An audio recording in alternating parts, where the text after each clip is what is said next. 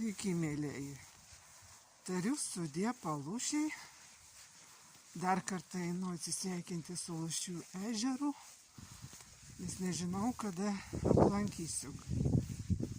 Gal duos dievulis šiemet, dar gal ir aplankysiu. Pakilo vėjelis, vis dar apniukia. Ežeras, kaip matote, vėl banguotas.